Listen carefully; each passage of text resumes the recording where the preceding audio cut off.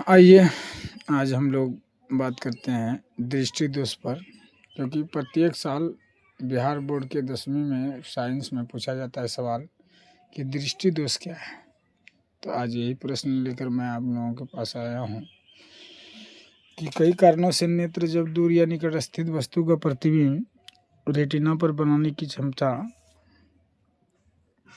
खो देता है या देती है, उसे दृष्टि दोष कहते हैं।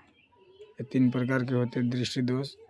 एक होता है निकट दृष्टि दोष, दूरदृष्टि दोष और जरा दृष्टि दोष।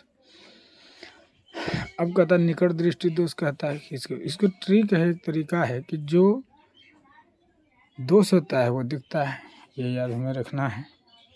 जैसे आप यहाँ पर निकट दृष्टि दोष को देखिए।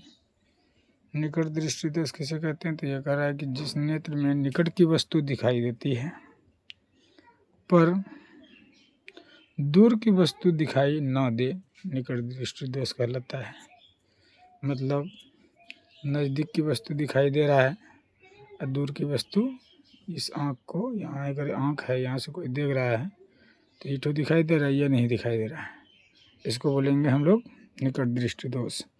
इसके उपचार के लिए जिस चश्मे का प्रयोग किया जाता है अवतल लेंस होता है। पहले चैप्टर में हमने अभी आप लोगों को बताया था लेंस के विषय में कि लेंस 2 प्रकार के होते हैं, एक उत्तल होता है, एक अवतल होता है। तो इसमें हमने अगर जो निकट दृष्टि दोष होगा तो हम अवतल लेंस का प्रयोग करेंगे।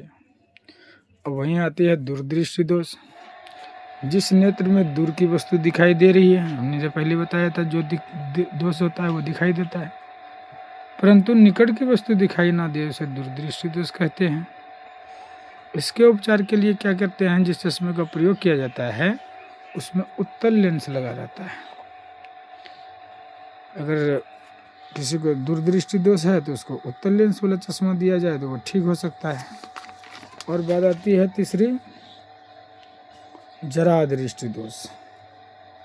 जरा दृष्टि दोष के मतलब उम्र जब आ जाता है, आदमी को बूढ़ा हो जाता है, तब व्यक्ति को ना ही दूर दिखाई देता है और ना ही नज़दीक दिखाई देता है, उसको बोलते हैं जरा दृष्टि दोष। इस दोष को दूर करने के लिए, इसके उपचार के लिए द्विफोकस लेंस मतलब एक ही लेंस में उत्तल लेंस और अवतल लेंस दोनों लगाकर चश्मे का प्रयोग किया जाए तो इस दोष को दूर किया जा सकता है।